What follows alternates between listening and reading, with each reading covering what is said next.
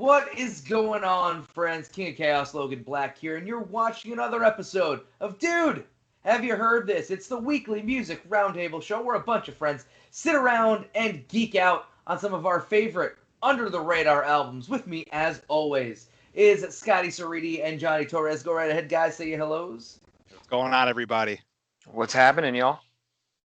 And joining us this week, a first-time guest, my buddy and yours, Tom Frazier. He currently runs the T2T Wrestling Academy in Brooklyn, New York, the place where I am currently stretching students and kicking in teeth. He has given me a platform to beat people up, so I can never be thankful enough. Tom, thank you for joining us this week. Thank you guys for having me. It's an honor, honestly. Oh, stop that nonsense. We're a bunch of nerds and we talk about nerd shit. But speaking of which, we've got some albums that we listened to this week. A very different, eclectic week. I gotta say, possibly one of the most unique weeks that we've ever had on the show. I'm just gonna hop right into this. I'm going to start with the pick of my man, Johnny Torres. What did you pick and why this week? Oh, man. So this week, it's funny you mentioned it earlier that like there was definitely a need for a bit more of a chill vibe with everything that was going on in the world. And so City and Color was the artist that I chose. And when it comes to somebody who was once an intense musician who's toned it down some, Dallas Green is probably right in the front of the line there. And I chose If I Should Go Before You from 2015. It was the first record of City and Color that really took a dive into like more like psychedelic elements in a way, some more progressive type songwriting. Took a little bit more of a step away from like a folky punk sound and really just took a dive into what else his fellow touring musicians were able to concoct with him. Yeah, really special record here. Woman, I think, is immediately for anybody who is a fan of City and Color before this record. This is kind of the note right on the head that yeah, this is going to be very different than any of the other Dallas Green records you had ever heard before.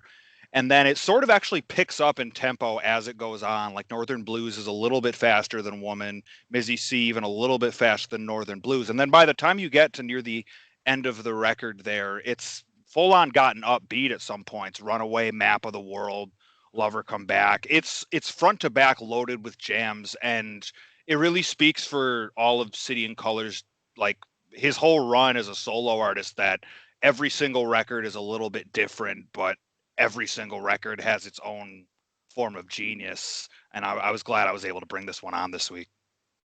I'll say this, man. I did not know that this was the singer or the dude from Alexis on Fire. I didn't know that at all because this sounds absolutely nothing like that band. I put down this was a major change of pace. I'll tell you what, man. I got a lot of jam band vibes from this. Some elements of some jammy stuff, but like also as if you could like, if like a jam band was consisting of a bunch of dudes who also DJ on the weekends and are just trying to get laid. Like, it was an interesting vibe for me, and I kind of really dug this one, but I want to check in with you guys what you thought. Tom, we're going to start with you, man. What did you think of this record? So, I never heard of City. Let me just preface this entire show by saying I hadn't heard of anything that you guys threw in the chat earlier this week. Perfect. And I prefer it that way. So, you know, aren't we all just looking for new music, right? But as do we. That's why we do this, man. But so that was actually City and Color that was the first record that I listened to, and well, actually that's the first one I gave a full listen to. I skimmed all three, and then so I listened to Woman, and Woman absolutely blew me away, like that. Like I was not expecting that at all, and just like it was not the vibe that I was expecting. It reminded me of like vibe music, you know. I like to call it mood music. And so that's just what I was expecting for the rest of the album, but they hit a lot of stuff, especially going straight into the second record and Mizzy C, just switching it up completely. And then by the time they get to the title track, the first minute or so into the title track, I'm thinking, all right, So now they're going a little bit of a different route. Now they're trying to put more like a song together rather than just some kind of vibe music. And but then by the time that chorus drops, it's right back into the music, and like it was like, oh, it's still great. And like you said, they kept that tempo going steadily throughout the whole record, and it was great. I loved it. Yeah, I'll tell you what, man. I, I put down. I might throw this out there. It might be a band that you guys are familiar with or not. But the first 5 or 6 tracks, I'm like, this sounds like it could very well be like a modern Squeeze record. Like I got those kind of vibes on it. Yeah, just chill out, lie down in your basement with a black light on your beanbag chair. That's what I'm thinking when I'm listening to this. Good, just super chill and fun. Scotty, what did you think of this album? I actually really enjoy when bands I used to listen to in high school have, whether it be a singer or a background member, go onto a solo project that it takes on more of an acoustic vibe. For example, Mike Kinsella and Owen going from American Football to Owen. It's a really nice like vibe for me. And Dallas Green was always one of those singers who, even though this wasn't his usual way of making records, I always appreciated his voice and his songwriting. By this point, it's 2015 when this album came out. I think this is some of the strongest songwriting he's ever done. I feel like the tempo of the record really suits him. And it definitely feels like someone who's trying to expand from more than just a solo project into a bit more of a collaborative project, having more musicians in there that he's worked with before, whether he's toured with them or done something in the studio with them. And it just feels like he's kind of laid into this certain groove that kind of hits, as Johnny said, slightly psychedelic. It has those moments of Americana, but it's not too like country when it hits those moments. It really is like probably the best City and Color record that I've listened to. I do have to go back to the earlier catalog and of course the newer things that he's released to see if I stand by that when it's all said and done. But I really, really enjoyed this record a lot, and it's a little longer than usual for an album of this type of genre, but it didn't feel like a chore to listen through. Everything felt like it had a purpose and a place, and it kind of just breezed by. I really, really like this one. I really do. Yeah, breezed by is a good way to put it, because I did not, like, when this ended, I was like, okay, it's over. Like I didn't, it didn't like have a feeling like I was listening to this for a long time, even though I probably was listening to it. Obviously I was listening to it for an hour because it's about an hour. Wasted Love, what a banger. Yeah. My God, that immediately went on multiple playlists of mine. Just what a cool, fun song that just like, oh man, that one spoke to me more than anything. And there were a couple tracks in here that I was like, could definitely be in either rom-coms or like Kevin Smith style rom-coms. Friends was the one that stuck out the most for me. That was like, this could 1000% be like part of the trailer for a rom-com.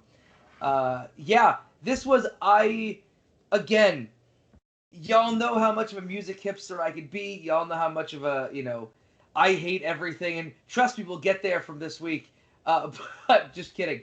But in general, like, this was one of those where I was like, I am very, very surprised that I fucking loved this one as much as I did. But with that said, we all gave this one a rating. I'm going to start with Scotty. What did you rate City and Color? I give this one 8 out of 10 dudes with hand tattoos gently strumming an acoustic guitar. I gave this one 8 out of 10. Let me try and get all this out. 8 out of 10 items of proof that Johnny is stepping outside to take his glaucoma medication. Tom, what did you rate this one? I gave this 9 out of 10 disassociated episodes. Ooh, coming out swinging. Love it. Johnny, what did you rate this album? 9 out of 10 fedora, neckerchief, neck tattoo trifectas. Beautiful. I feel like that could work for probably every band this week, just in different context. Yep. Love it, man. Before we move on, any other questions, comments, concerns, or feelings about If I Should Go Before You? Sweet. Check out the next one, the 2019 release from City and Color. Also incredible, about on the same level in my opinion. Definitely told myself, I was like, because I was really busy this week, so I really had to like jam in to make sure I got everybody's albums a full listen to, and then a second over. But I told myself when I have a little free time, I definitely got to check out like the rest of their catalog for sure. Yeah. Yeah, no, this is definitely a band I'm going to explore more of because this was, like I said, I mean, as much as I made the stoner jokes, but like it legit is really dope chill music. Like I really enjoyed this one a lot. Mm-hmm. Sweet. So we're going to move on to our guest pick this week, Tom. So I want to preface all of this pick with the fact that this is the album or the pick on the show that I have definitely wrote the most notes for, the most snarky hipster notes for, yet I didn't dislike it. So it's a very interesting run. So I'm gonna hand it off to you, Tom. What did you pick and why?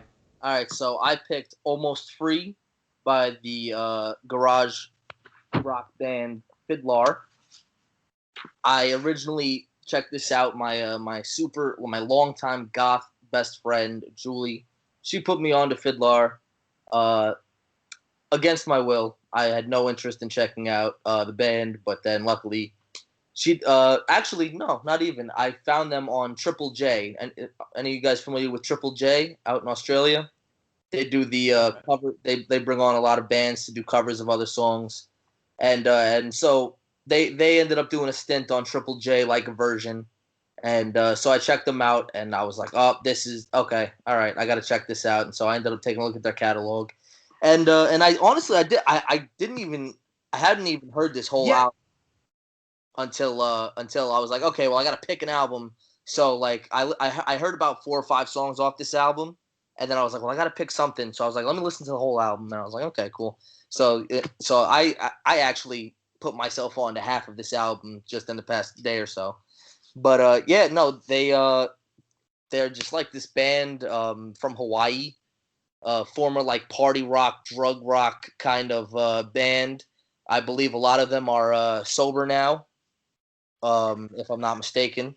And I think it definitely shows in their music. But yeah, I love this album. I loved the title track, "Almost Free," is just it's an instrumental track, and I just put that on and I jam, like it gets you going.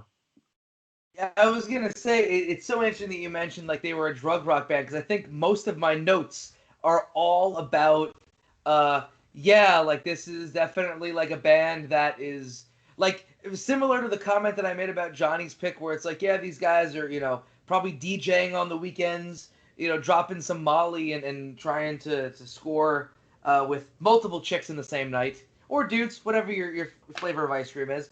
But yeah, like I definitely got that vibe immediately off this one. But before I get into my snarkiness, I'm going to throw it around. Scotty, what'd you think of this one? I've been into Fiddler for a while. And I think it's something about, the sound that they have that, a lot of bands for a while were kind of doing something close to similar, but never really hitting it. Bands like Waves or J Retard, for example, were kind of doing the same kind of garagey type of thing with punk rock. But Fiddler is the band that seemed to have the most fun with it. Their second record is still one of my favorite albums of all time. And mainly the lyric that like hooked me into their music was I figured out as I got older was life just sucks when you get sober. And I was just kind of like thinking about all my friends who kicked habits. And I was just like, wow, that's like really, really astute. I hadn't listened to this record yet, mainly because I kind of forgot it was out.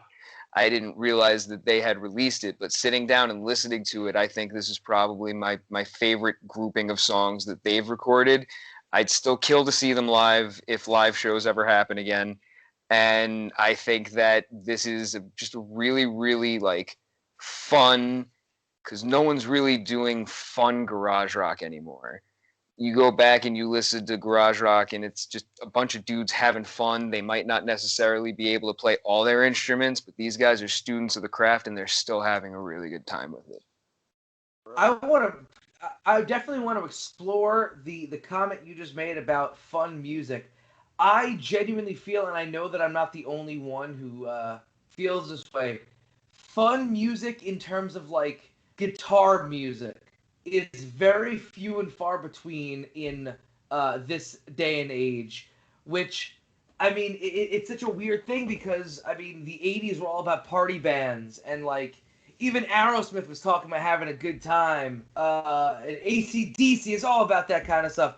But then like we hit a point and like pop punk was doing it again, but then like now it is so few and far between, and I genuinely think that is why guitar-based music is dying out right now, because we are not attracting young people who want to have fun and party and do what young people do. We're not attracting them into, you know, our circles because everything is just miserable and sad. And I think a band like this that I really feel is like taking so many influences. I put down a buffet of bands that they probably loved and made it easy to make fans of.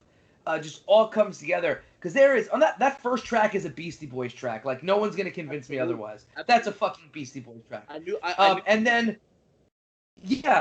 then Called You Twice is a Pixies song. I'm sorry. That is a song written by the Pixies that Fiddler took away from the Pixies and was like down to the production. Like it sounded like Frank Black singing. I got so much else going in here. I'm saving all my snark for the end. Johnny, lay it on us. Dude, this felt like a Chili Peppers record at like the height of their heroin addictions, where like you could tell when they were running and they were writing the fastest stuff that they had in the tank, and then you could tell when it was time to write Under the Bridge. And to kind of go off of what both of you were saying before about like the lack of party music, it's funny when you look at each of these genres where like they knock on the glass ceiling, if you will, of that mainstream popularity. Like Blink-182 was just about there, and then they got sad. And then other pop punk bands, they were almost there, and then they got sad. And then we moved into the early 2010s, and we started to see a little bit more garage rock, bands like Pup and stuff like that. And they started getting sad. So like I think that's what just keeps happening is they either get sober or they get sad. So who really knows there? That seems to be the common reoccurring theme that I'm seeing here. But going back to just this record, I mean, with the little bar about the Chili Peppers aside, because I love the Chili Peppers and I can rant about them forever. This is like this really awesome peak and valley roller coaster ride of an album where like Get Off My Rock right away you're like, holy shit, this is in my face, and you know, I'm going to be able to like cruise to this with my radio all the way up. And then a couple other jams come through when it starts to mellow out a little bit, you know, the Under the Bridge parallel, if you will. And it's just, there's something here for just about any kind of occasion, it seems like, whether I'm angry, whether I'm chilling. Really, really, like I had never heard of this act before at all, and the Spotify artist description didn't do shit to help me out, because all it said was something like "fuck it, dog, life's a riot" or something like that was all it says in the artist description. Fuck it, dog, life's a risk. That's it. Yeah. So I'm definitely gonna have to take a dive into this crew here, but really, really great introduction to them.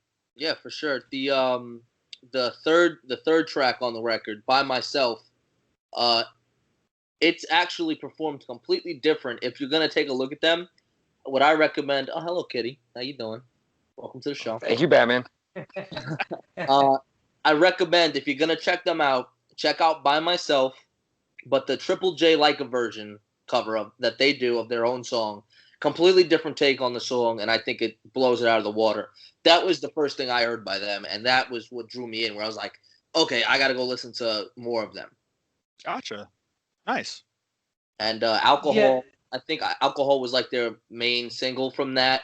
That deals with a lot with, you know, the battles that they overcome. You know, I'm pretty sure everybody in the band was a drug addict or an addict of some kind. And then, you know, they've all got their personal battles to go sober. And I think that's I like that. I like character arcs within catalogs where it's like you could see where an artist was when they first came out compared to where an artist is in the later stages of their career, like you said about like they're under the bridge phase where they're slowing down. And I think this album, if you find more of their catalog, I feel like this album attests to that strongly. It's cool what I like a put two side of the coin because Logan's mentioned it before about bands that suddenly learn to play their instruments. So in that regard, it's sort of like a double-edged sword about how a band can progress, and they become more mature and more weathered, but at the same time, like sometimes they lose some of that because of all the edge that they got, whether it was because of drugs or because they didn't know how to play their guitars or what have you. So it's just funny that you mentioned like character arcs within catalogs, because that's such like a cool double-edged sword sometimes. Yeah, absolutely.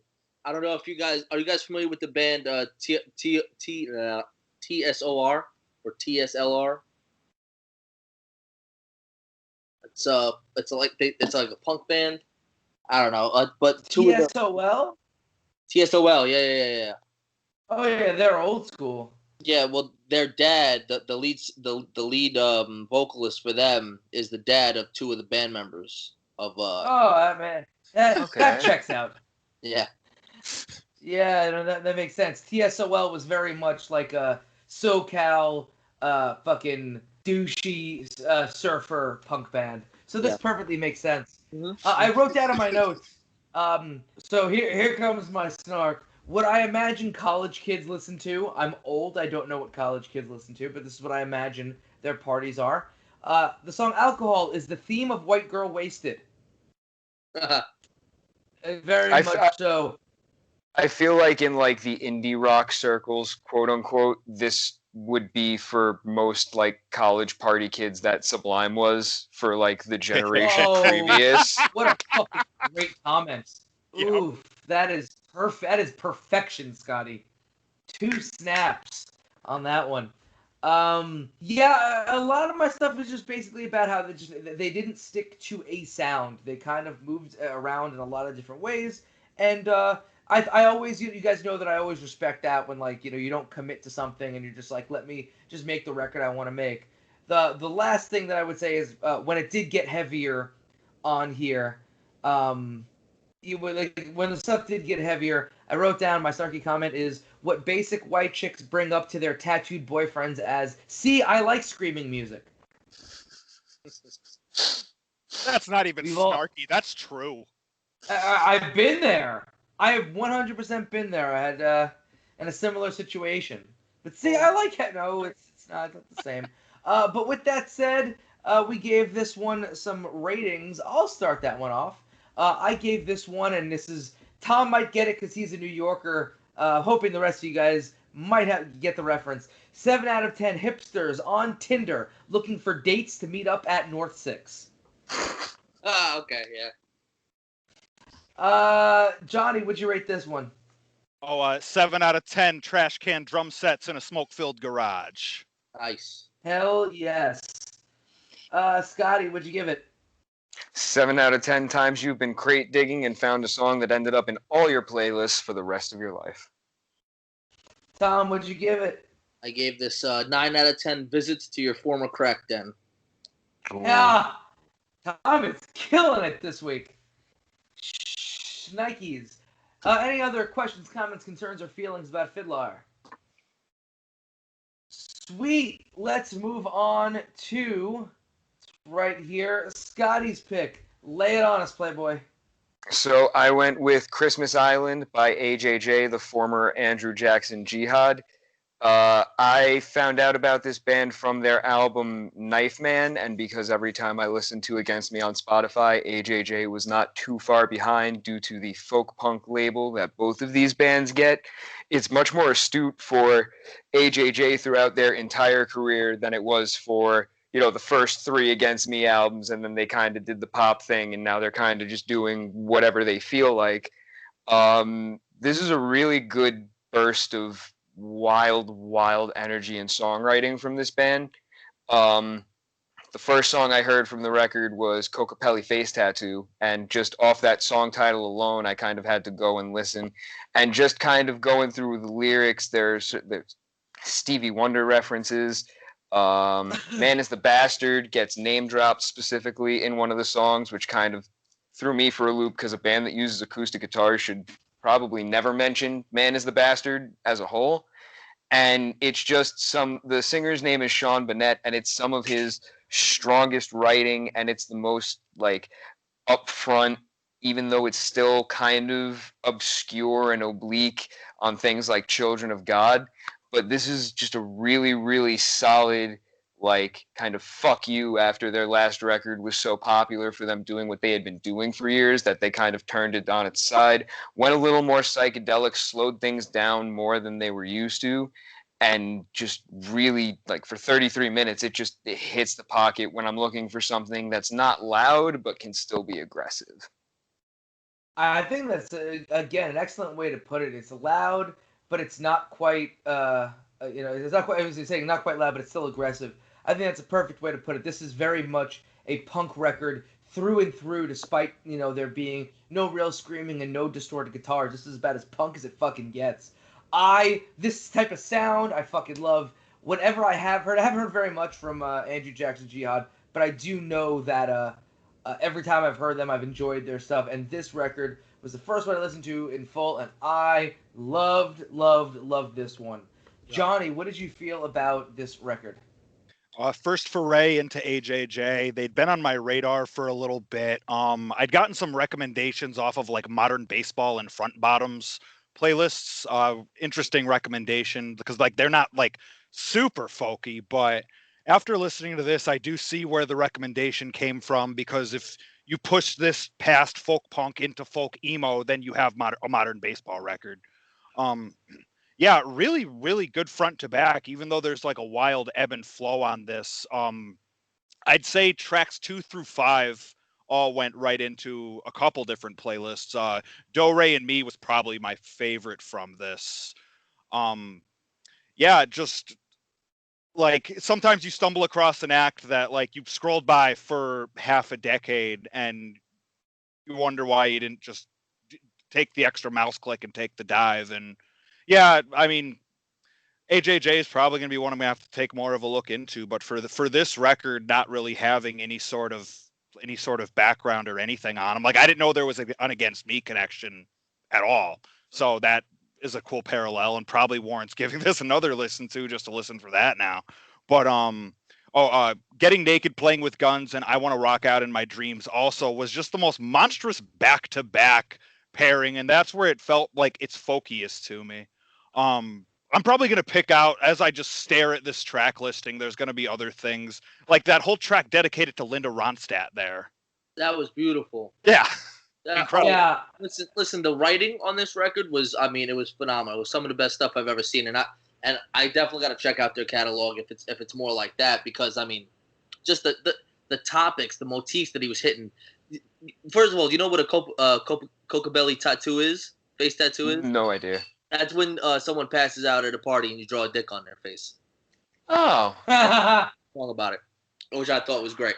Do you know this, Do Re and Me? Did you get the motif of that? That was a song about the cult, the Space Odyssey cult that all killed themselves. Okay. Heaven's Gate? Heaven's Gate, yeah. Heaven's Gate. Yeah. That makes sense now. If you really like, and multiple things on this. Both of the Temple Grandin tracks are about animal cruelty. Like, he's just hitting on all cylinders, talking about all of these things that he's passionate about. And like the Linda Ronstadt track where he's just talking about mental health and just, not being able to comprehend what the hell's like, life and beauty. And it was just so overwhelming for him when he saw like life and how fleeting life is. And he had a mental breakdown in a museum in fucking God knows where. He this album really spoke to me. Sean Bennett specifically really really tugged on the strings with this one. He definitely has a trend of really specific issues that mean a lot to him. They have a song on Knife Man that's called Zombie by the Cranberries, as performed by Andrew Jackson Jihad, which is a conversation between him and a homeless man. And it essentially breaks down to, I think you deserve much more than a smoke and 50 cents. You deserve to be self-sufficient and buy your own cigarettes. And it just that was the first time that I was really like, oh, okay, I see what we're doing on this now.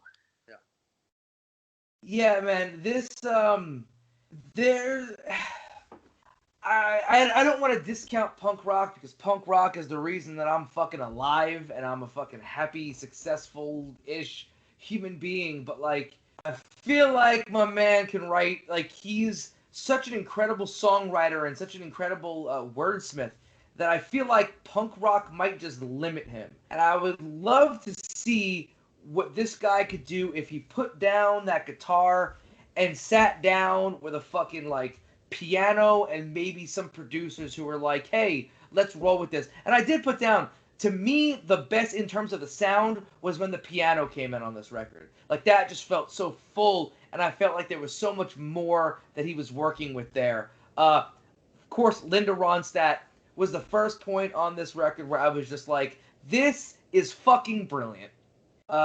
Getting Naked and Playing with Guns, another one that really, jumped out to me. This is all stuff that you guys mentioned because, we're all feeling the same vibe on this record, and I fucking love it. One of the other things that I will say, because I'm a huge fan of it, I was getting some Molded Peaches vibes. Just again, because I love Molded Peaches. Frequent tour partners. Are they? As well as Jeff Rosenstock as well. And I actually have a video I'm going to drop in the chat after this that I suggest everybody seek out.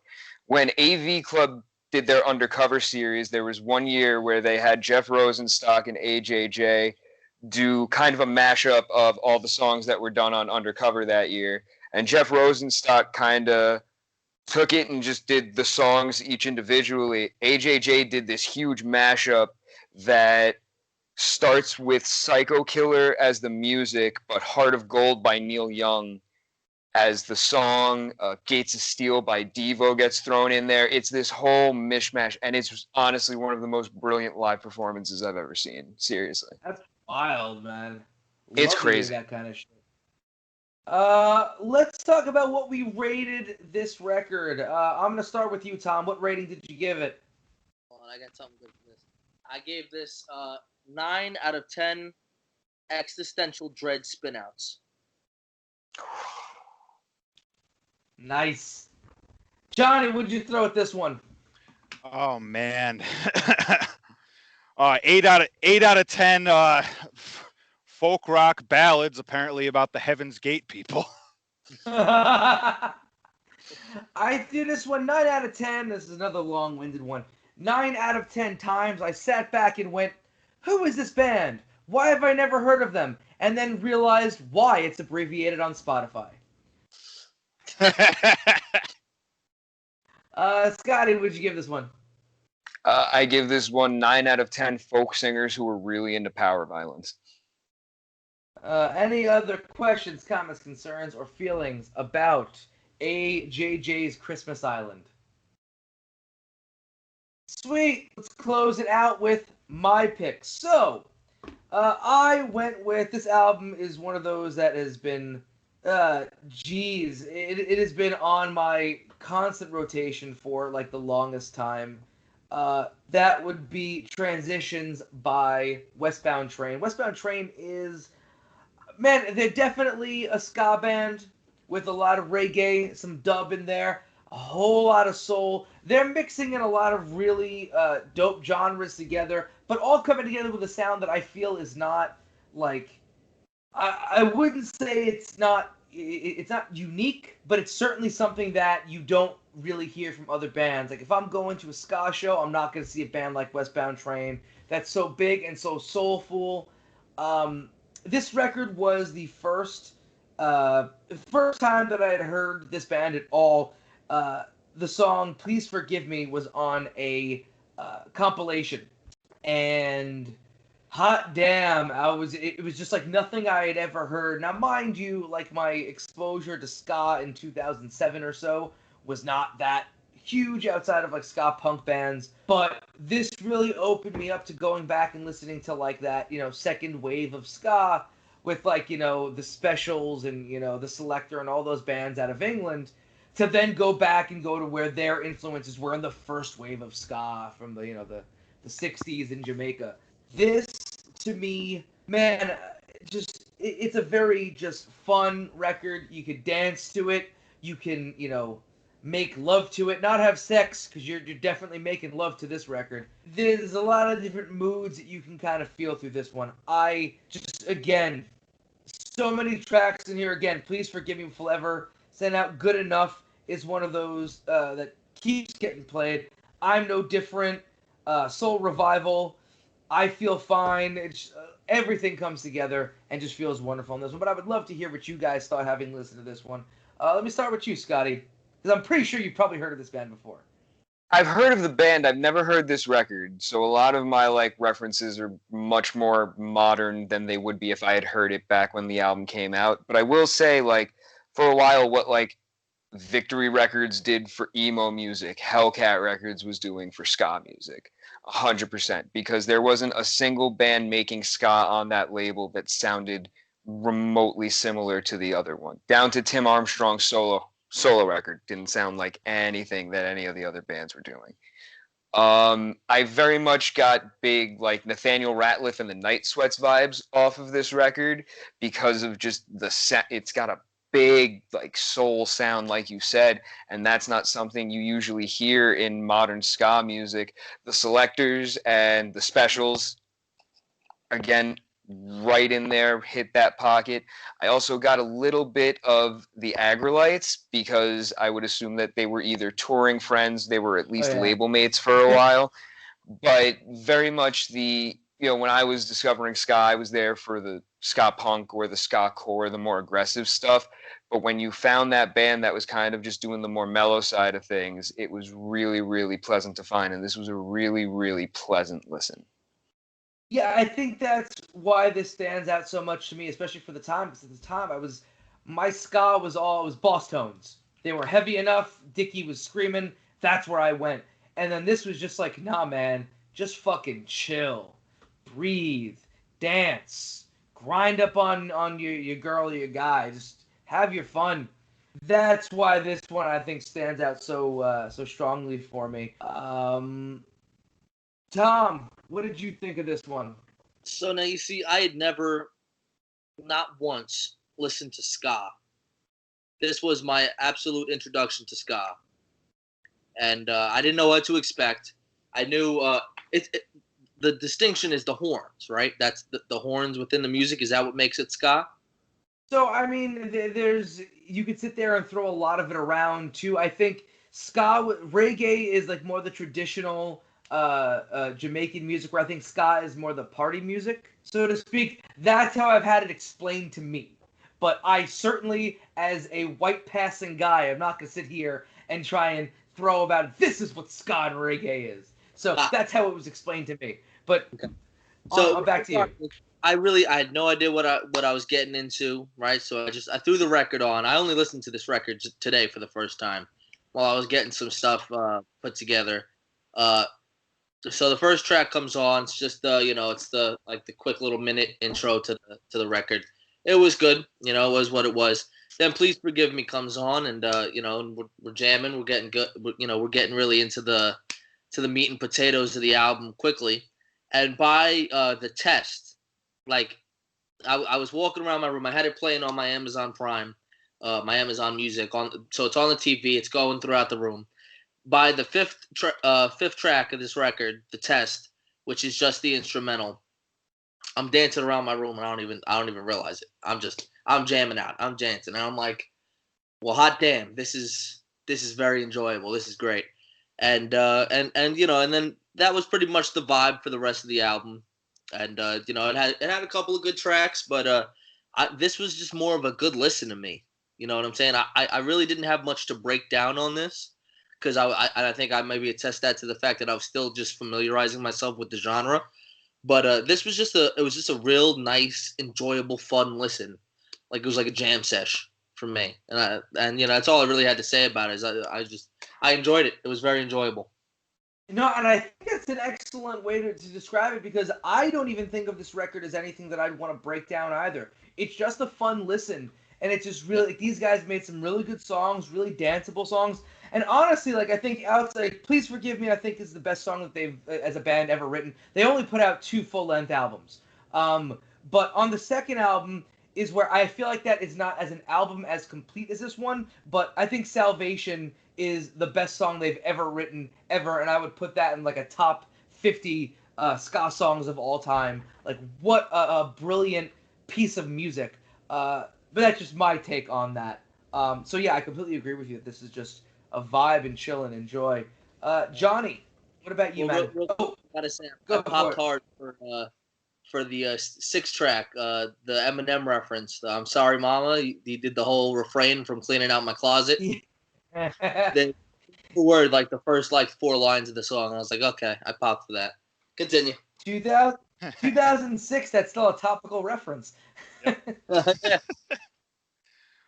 Johnny, lay it on us, man. But yeah, with regard to so ska is a spectrum, really, because I mean, it's either the reggae end or the pop punk end. You know, you got your Less Than Jake over here, and then you got your Pie Tasters over here, and then so it really varies there. Westbound Train is absolutely on the Pie Tasters end, to the point where I first heard Westbound Train from a Pie Tasters radio playlist on Spotify probably 3-4 years ago at this point. And then I also remember stumbling across them, and they were either on like a Boston Calling lineup or one of those big upstate New York festivals that has everybody and their grandmother on it. But I know I'd stumbled across them and took a brief dive into it when I was thinking about spending a stupid amount of money to go to a concert, but didn't actually end up going. But what you guys had said about this record kind of speaks for like Pie Tasters records and like early 90s ska in general, where like I'm not picking out any one track from it. I'm listening to it front to back, and I'm enjoying the wave the whole way through. Like but that's like the reggae side of that ska spectrum versus Less Than Jake. I'll pick out tracks here and there, you know. But yeah, this was just a great vibe front to back. Yeah, definitely going to need to check out that other record. Yeah, like I said, it's if you want to explore their discography, it's only one more record, which I feel like I said, Salvation is the best piece of music that this band has ever written, and then Check Your Time, I also think might be the up there as well with some of their best songs, but everything else on that record is also hit or miss for me. But yeah, like I said, this is the most complete one, and in general, I just don't know how this band was not doing more than just playing for with other bands like the Agrolites and stuff like that, because I feel like, especially on some of the tracks in this record, there's so much accessibility in terms of you could put this song on the radio. This is a catchy hook in it, but I guess independent music just manages to do that sometimes, and yeah, I think that's why this one especially in 2006. Right, what was getting played on the radio in 2006? They weren't beating out Kesha, but still, they should have been up there. But I digress. We gave this one some ratings as well. I'm going to start with you, Scotty. 8 out of 10 times I waited for the distortion. It never came, and I wasn't angry about it. Tom, what'd you give this one? I gave this a 7 out of 10. That is just the number of games that I won in ping pong while I stayed at the Jamaican resort while this album was playing. Johnny. Oh, 8 out of 10, $120 lawn seats that were never bought. I give this one 8.5 out of 10. Random points in the day where I just screamed, "It's a soul revival." And that will conclude this week's episode of the show. Let's go around and let everybody know where they can find you on social media. Start with you, Johnny. You can find me at the Concept JT on Twitter and Instagram. Scotty. At SC Ceriti on Twitter and Instagram, and January 23rd, starting at 2:30 p.m., deadly doubleheader from Hardcore Hustle Organization, live on IWTV. Use promo code HUSTLE for a 5-day free trial. I'll be doing commentary on both shows and ring announcing the 8 p.m. show. Heck yes. Gotta love me some H2O. Tom, what about you, dude? You can find me on Instagram at specialty_IWW, and you could also find my school that Jake is the head trainer at. You can find them at T2T_Wrestling Academy on Instagram as well. Heck yeah. And you can find me on all social media, Facebook, Twitter, and Instagram at King of Chaos NYC. And you're checking this out right now. You're viewing this on the YouTube account for the Year One Wrestling Podcast. You should be subscribed to that podcast itself, as well as the YouTube account. Hit subscribe on YouTube. Hit subscribe literally wherever you get your podcasts. And then follow on social media at Year1 Pod. For myself, for Johnny, for Scotty, and Tom, we got to have you back, man. This was a lot of fun. Listen, man. All of us. On Wednesday, I showed you that list. I got quite a few nominations that I could have me back whenever. It was a pleasure. Hell yeah. We got to do it. Until next time, thank you for tuning in to Dude, Have You Heard This?